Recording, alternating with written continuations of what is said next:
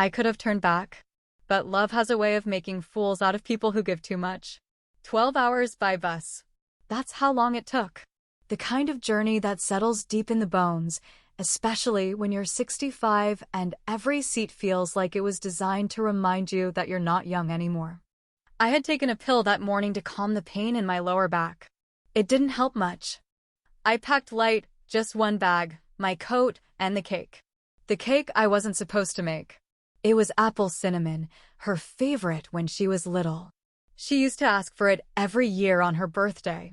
But 2 years ago, she said she didn't eat things like that anymore.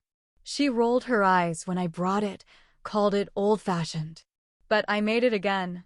I told myself maybe this year she'd remember she used to love it. Maybe she'd smile and say, "Oh, you remembered." Maybe she'd hug me. The bus ride was long. My back hurt the whole way. I watched the trees pass, thinking about all the birthdays I had planned for her when she was a girl. All the times I stayed up late decorating cakes, sewing costumes for school plays, clipping coupons to afford her favorite snacks. I didn't expect a parade, just a warm smile. Just a thank you. She hadn't answered my last 2 messages. I told myself she was busy. I sent her a text that morning saying I was on my way. No reply. Not even a thumbs up. Her building looked the same. Red bricks, worn steps. I climbed them slowly, holding onto the railing. My legs were sore, but I kept going. I told myself it would be worth it, that the look on her face would make the pain disappear. When I got to her door, I noticed it was open a crack. Unlocked. I was about to knock when I heard voices. Laughter. Glasses clinking. My daughter's voice. I just hope she doesn't come here. I don't want to see her. My breath caught in my throat. I stood completely still. Maybe I had heard wrong. Maybe she meant someone else. But then she said it again, laughing now. Seriously, she always brings those weird cakes. Like, I'm not a child. I told her no sugar, no flour. But she never listens. They laughed. The guests. I could hear at least 4 other voices. One said, maybe she just wanted to do something nice. My daughter laughed louder. Yeah, well, it's not about what she wants. It's my birthday. My hands shook. I looked down at the cake. My wrists were aching from holding it for so long. But her words hurt more. Last year, she showed up and started crying when I asked her to take it back to the kitchen. It was so awkward. Everyone saw. I told her I didn't want cake, and she still brought it. Like she needs attention or something. She never told me that. That she was embarrassed. That my cake upset her. She smiled that day. She hugged me and said thank you.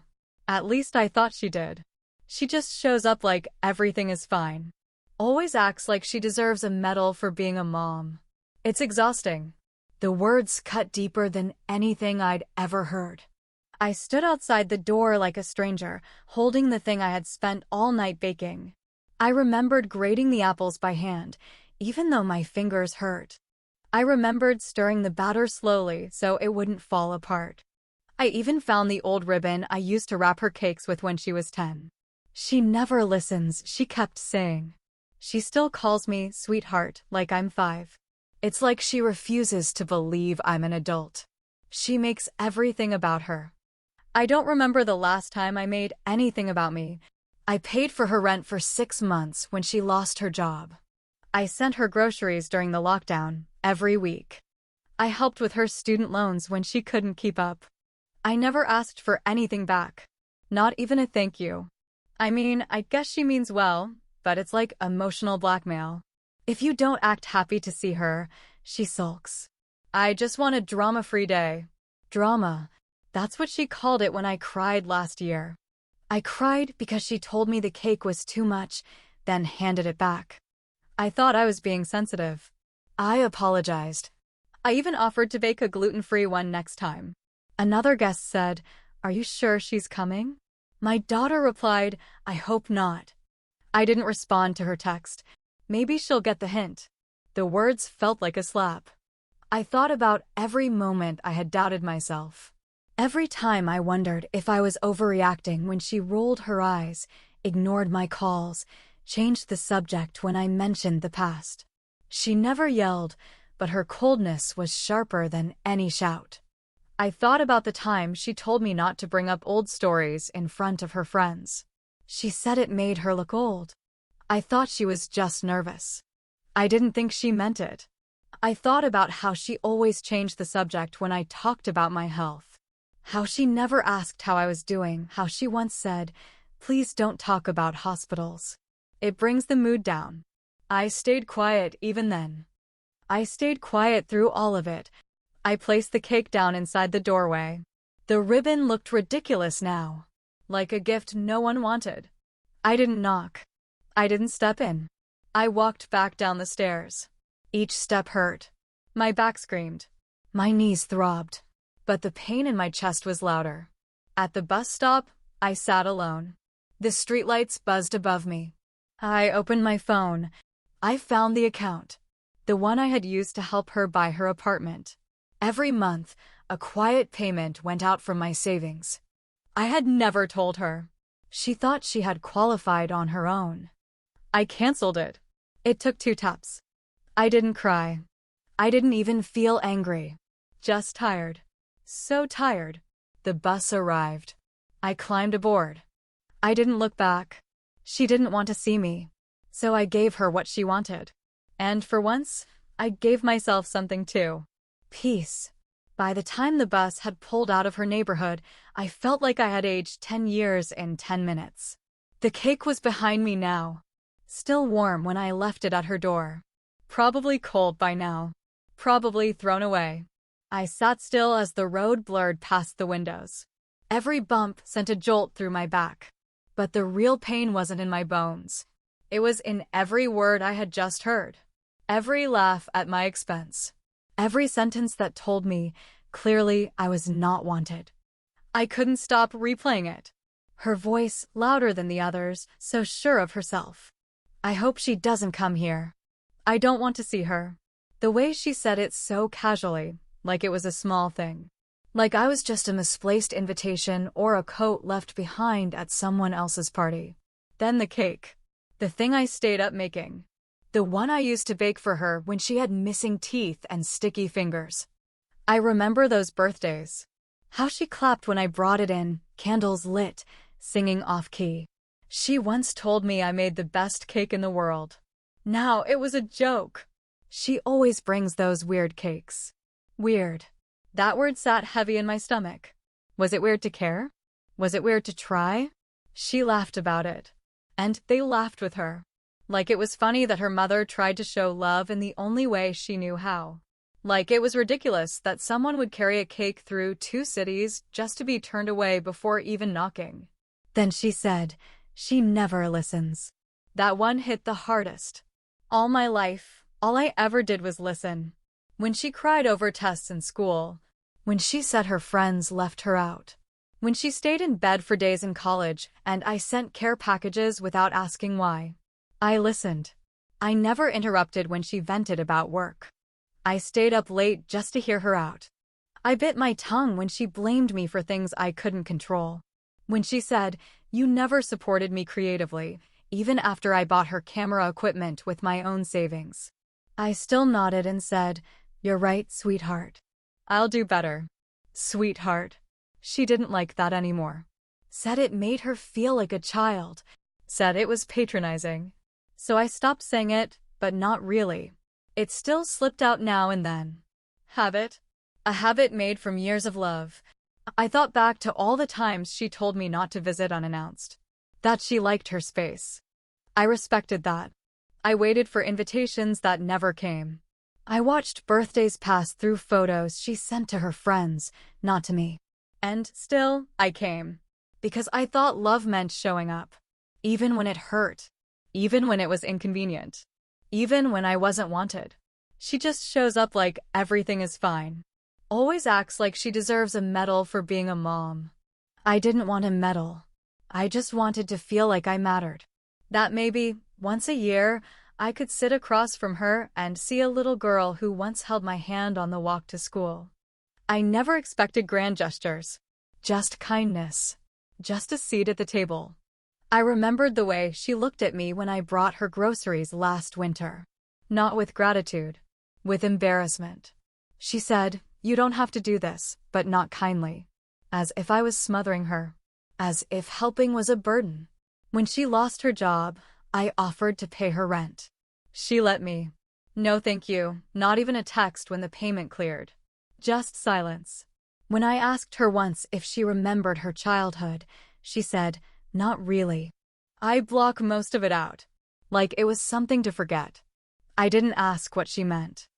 I didn't want to hear it, but the way she said it made me feel like a failure. I remembered when she said, "You're always so intense. It's hard to talk to you." That was after I asked if she was okay, after she looked pale and tired during a video call. I told her I worried. That was my mistake, I suppose. She said I talked too much about the past. That I made her feel guilty. I didn't know silence could be such a sin. The guests at her party didn't defend me. One said, maybe she just wanted to do something nice. That was the only voice. And even then, she brushed it off with, "It's not about what she wants. Not about what I want." But I never wanted anything big. I never asked for anything. I didn't ask her to visit. I didn't ask her to pay me back. I didn't even ask for love. Just a little space. Just a little acknowledgement. Something that said I wasn't invisible. I looked down at my hands, dry and wrinkled, still stained faintly with cinnamon from the batter. The cake was the last thing I had to offer. And even that was too much. She makes everything about her. No, I never did. I made everything about her. Every choice. Every decision. Every sacrifice. When her father left, I stayed calm for her. I said, he's not a bad person. He's just not ready. I never told her the truth about what he did or how lonely I was. I protected her idea of him because I thought she deserved that. I gave her the best version of a broken home. I used to clean houses just to afford her dance lessons. I worked weekends so she could go on school trips. I didn't replace my shoes for years because she needed new uniforms. She never knew that. I never told her. I didn't want her to feel guilty. But now, maybe I should have. Maybe then she would have seen me as more than just a shadow. She said, "It's like emotional blackmail." I had never heard that phrase from her before. Emotional blackmail. As if my sadness was a weapon. As if my love was some kind of trap. I didn't even know how to respond to that in my mind. I just sat there on the bus, stunned. She said I sulked. I sulked? Last year, I cried because I had spent days making a cake and she wouldn't even touch it. She handed it back to me, said, "Please don't bring this next time." I smiled then. Said it was okay. But in the bathroom, I cried quietly so no one would hear. Now, I was the one ruining her mood. I was the one bringing the drama. I closed my eyes. Tried to let the hum of the bus quiet my mind. But the words wouldn't stop. They circled. Over and over. Like a cruel song. I remembered how she used to run to me when she scraped her knee. How she used to hide notes in my purse that said, "I love you, Mommy." Where did that child go? What did I do to lose her? I had tried to keep my distance. Tried to be modern. To let her live her life. But every time I reached out, it was wrong. Too much. Too old. Too traditional. Too motherly. She wanted a parent who asked nothing, who stayed quiet, who smiled on cue but never got in the way. The woman she wanted wasn't me. The bus pulled into a rest stop. I didn't move. I wasn't hungry. I wasn't anything, just tired. I opened my phone again, scrolled through the payment history. Every month, a deduction. I had helped her buy that apartment. She didn't qualify for the mortgage alone. I offered to co-sign. Then I started making payments. She never asked. I never told her. I just wanted to help. She once said, "I did this all on my own. No one helped me." I smiled and nodded. I didn't correct her. But the truth sat heavy. She hadn't done it alone. She had done it with the silent support of someone she didn't want at her birthday. I stared at the cancel payment button. And I pressed it. Not out of anger. Not to punish. But because I finally understood. I was giving to someone who saw me as an obligation. A background noise. She didn't want my love. Only what it could buy. And I was done paying. The bus pulled back onto the road. The sky outside had darkened. A few flakes of snow drifted down. I leaned my head against the window. For the first time in a long time, the silence didn't feel empty. It felt like a choice. I chose myself. And even though I was alone, something about that choice made the seat feel a little softer. I didn't know what she would do when she saw the payment didn't go through. I didn't know what she would say when she realized the cake came and went. But that wasn't mine to carry anymore. What I carried now was my own peace. And that was enough for today. The snow had thickened by the time I returned home. It fell in slow, quiet sheets, covering the street outside my window. Everything looked clean, untouched, like the world had pressed pause. Inside, it was warm, but the silence wasn't comforting. It was heavy. I dropped my coat by the door and stood for a while, not moving. The emptiness in the room felt familiar. Too familiar. I didn't unpack right away. I just walked over to the table and sat down, still wearing my shoes, still holding my bag like I was waiting to be called somewhere else. But there was nowhere left to go. Nowhere I needed to be. Not for her. Not anymore. I opened my phone and scrolled through old messages. Most were from me. Birthday wishes. Photos of flowers I saw. Recipes I thought she might like. They were one-sided. Her responses, when they existed at all, were short. Thanks. Cool. A thumbs-up emoji. That's how she talked to me now. Like I was a coworker. Like I was background noise. There was one message I kept going back to, from last winter. I had sent her a picture of a scarf I'd knitted for her. She wrote back, not really my style. That was all. Not a thank you. Not even a maybe. Just a dismissal.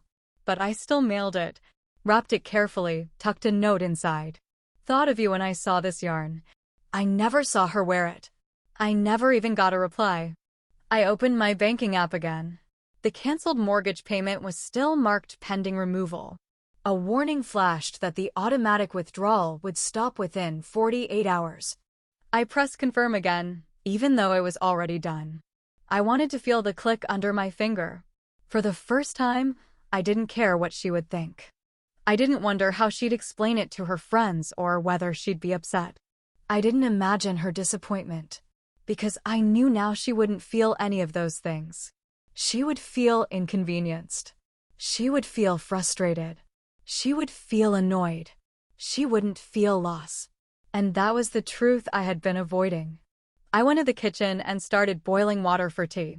As I reached for the mug, the one she painted for me in elementary school, chipped now at the rim, I hesitated. I almost dropped it. I stared at it a long time before putting it back in the cabinet. I didn't want anything from that time right now. I made my tea in silence, sat at the table, and opened my notebook. I had always kept lists. Grocery lists. Appointment notes. Birthdays. Reminders to send money or check on someone. Today, I made a new list. Mortgage. Canceled. Grocery top-ups. Stopped. Car insurance. Removed from my account. Utility autopay. Disconnected.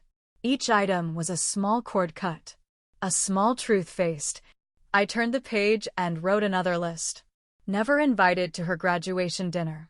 Not told when she moved apartments. Found out about her engagement from a friend. Only called when she needed money. That list was longer. Much longer. It poured out like water from a broken pipe. I couldn't stop it. Every memory came back. Not the warm ones. The quiet rejections. The subtle pushes away. The smiles that didn't reach her eyes. The times she asked me not to talk to her boss at her company party because you can be kind of intense. The way she asked me to take a photo of her and her friends, but didn't want me in it. The time she forgot to tell me about a health scare until weeks later because I didn't want to stress you. That phrase, I didn't want to stress you. It was code. It meant, you're not part of this. I stared at the paper. Each line a reminder, not just of being left out, but of being made small, of being told over and over without words, stay in your place. And I had, for years. I had made myself small enough to fit into the cracks of her life. I had shown up only when asked, spoken only when spoken to, given everything and asked for nothing. I had become what she needed, a quiet, dependable shadow. But shadows don't get birthday invites. They don't get phone calls. They don't get love. They just get used. I took a long sip of tea. It tasted different today. Bitter, almost. I let the mug sit on the table and turned to my bookshelf. I pulled down a small photo album, one I hadn't opened in years. The first page was her first birthday. The cake I made. The paper crown. The little frosting smear on her cheek. She looked at me like I was her whole world. And maybe, back then, I was. But now she had made it clear, I wasn't even welcome. I flipped through the pages slowly. Each photo felt like a lie now. All those smiles. All that effort. And behind it all, me trying to be enough. Trying to earn something that should have been mine freely. I closed the album and put it away. I opened my email and began to unsubscribe from her bills. Quietly. One by one. The reminder about her annual tax appointment. Deleted. The shared cloud folder where I kept her childhood medical records. Emptied. The calendar alerts for her dentist, her lease renewal, her travel plans, all gone. I didn't tell her. I wouldn't. That would be giving her more of me. Let her figure it out. Let her feel the weight of it. Not because I wanted revenge, but because I needed space. Real space. Not just physical. Emotional space. Space where I didn't exist only to be edited out. The next morning, the first text came in. From her. Just one word. Mom. I didn't answer. An hour later. The payment didn't go through. Is everything okay? Still, I said nothing. Then came the voicemail. Her voice, sharp, not concerned. Just frustrated. I just checked the account and saw the transfer stopped. Why didn't you tell me? That was due yesterday. No, how are you? No, are you okay? Just the problem. And me no longer solving it. That evening, another message. I don't understand what's going on. Can you at least explain? But I didn't owe explanations anymore. All my life I had explained myself. Every emotion. Every hesitation. Every time I said no. No more. I shut off my phone, turned it face down, sat back, and looked out the window. The snow was still falling, slower now. The sky had turned gray-blue. I stood and opened the window a crack. Let the cold air in. It stung, but it was real. And I needed real. I needed something that didn't pretend to love me while quietly pushing me out. Something that didn't smile to my face and roll its eyes behind my back. The next day, I woke early. I cleaned the apartment. I threw away old reminders, gifts she never picked up, cards she never mailed, scraps of a relationship that had lived mostly in my imagination. I made soup. I read a book. I watered the plants. She texted again. I just need to know why. Did I do something wrong? I read it. I almost replied. But then I remembered every time she had made me feel like a burden. Every time she rolled her eyes, dismissed me, made fun of me to her friends, minimized my care, turned my help into an inconvenience. I remembered the cake. Still warm when I left it. Probably in the trash now. I turned off my phone for good. That evening, I sat by the window and watched the snow pile up on the railing. It was beautiful in a quiet way. Clean. Simple. Honest. And for the first time in a very long time, I felt like I could breathe. This was my life now. No more waiting. No more helping someone who saw me as a chore. This was the silent cut. The moment I stopped being the one who always said yes. The silence wasn't empty. It was mine. I didn't expect it to unravel so quickly. It started 3 days after I stopped responding. The first few messages had been puzzled, impatient. But by the end of the week, they turned frantic. I knew this would happen. I just didn't expect to feel so calm when it did. My phone lit up again and again. Her name, her face, her voice in voice messages asking me to please just answer. But the tone wasn't warmth. It was pressure. Mom, the mortgage company just called. They said the payment bounced. Did something happen? Can you call me back? Something did happen. I woke up. Another voicemail. I don't know what's going on, but I can't have this kind of stress right now. I have enough on my plate. That sentence stayed with me. I had heard versions of it so many times over the years. I can't deal with this right now. Don't make things harder. Just trust me, okay? They all meant the same thing. Be quiet. Don't ask. Don't push. Don't exist too loudly.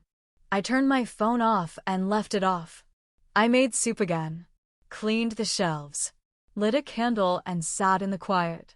The snow outside had begun to melt. The air looked clearer somehow. 2 days later, the emails began. Not just from her, now from the mortgage company. Automatic alerts, overdue notices, polite but firm reminders. I imagined her reading those, face tight with worry. Not because I was in trouble, but because she was. I didn't feel guilt. That surprised me at first. But I reminded myself I had been paying that mortgage for nearly 2 years.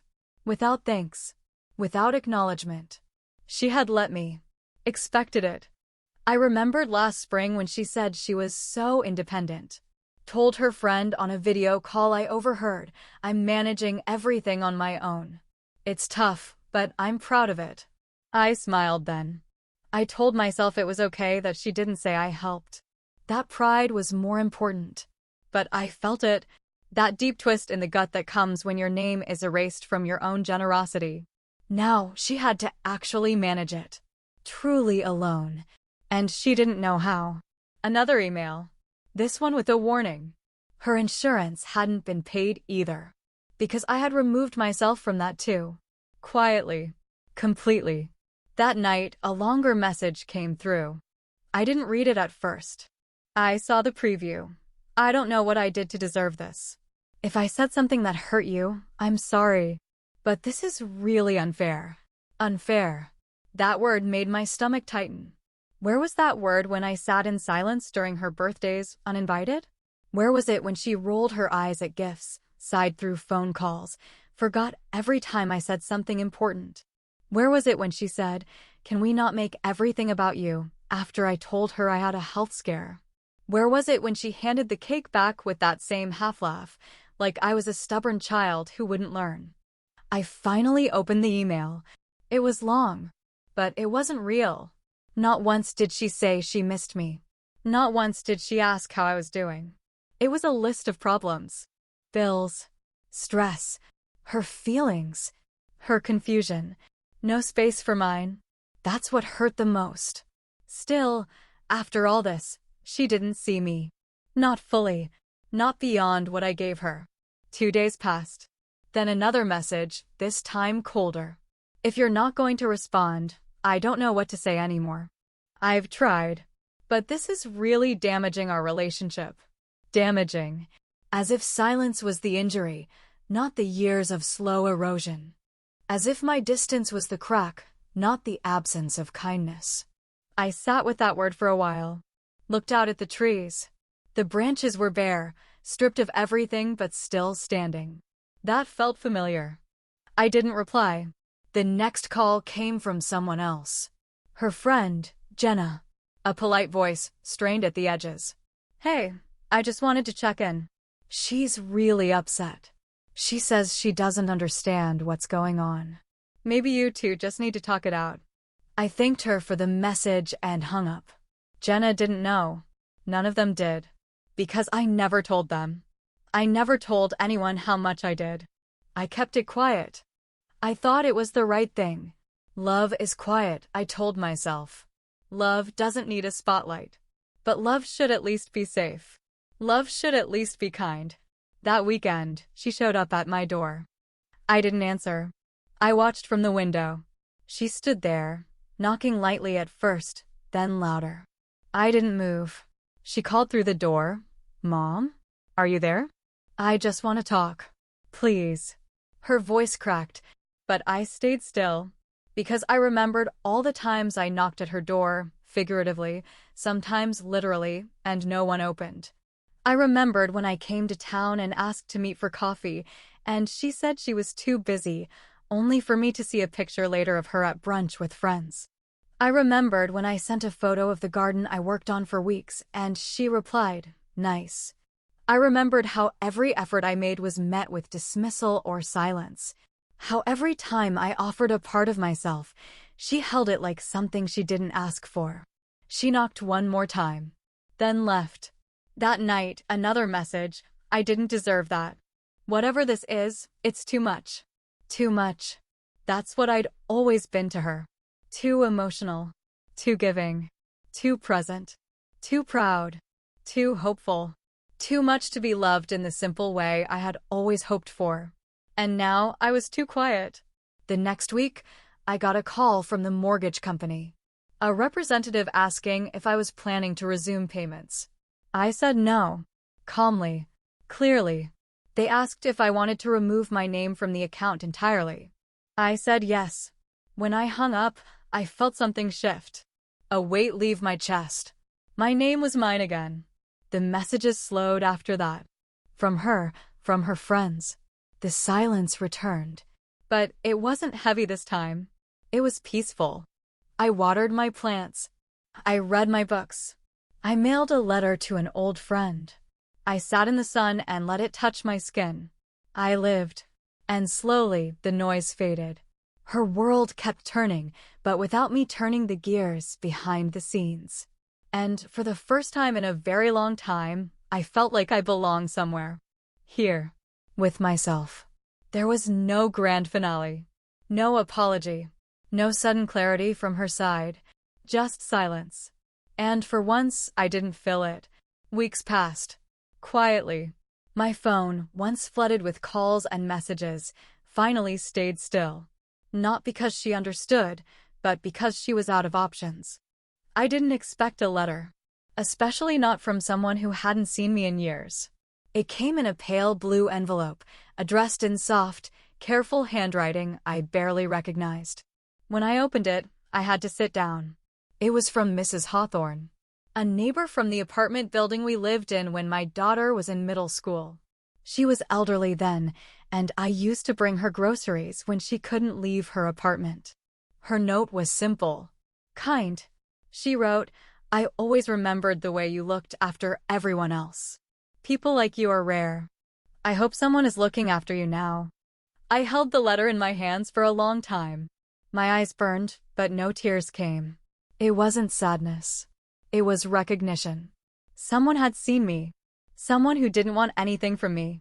Who simply remembered. That night, I sat at my kitchen table and read the letter again. I thought of the cake, still warm when I left it at her door. I thought of the long walk back to the bus stop, my back aching, my arms sore, my heart heavier than the bag I carried. She never asked if I made it home safely. She never followed up. Just silence. And when the payment stopped, her messages had nothing to do with my well-being. Only her own comfort. Only her world unraveling. When she showed up at my door, it wasn't out of love. It was fear. Fear that the support system she had taken for granted had finally been turned off. Her last message still sat in my inbox. I didn't deserve that. No. She didn't deserve the years of care without gratitude. The money sent without a thank you. The holidays rearranged to suit her. The emotional weight I carried so she wouldn't have to. For too long, I believed that being a mother meant staying, no matter what. Enduring. Bending. Giving. I thought love was proven by how much you could take without complaint. But love isn't silence. And respect isn't owed just because someone shares your name. I had spent most of my life being useful. That was my role. The one who fixed things. The one who remembered birthdays, made the phone calls, sent the care packages, paid the bills no one knew were overdue. But once I stopped being useful, I disappeared. And when I chose to stay disappeared, I became the problem. That clarity brought a strange kind of peace. Not joy, not closure, just stillness. A clean slate.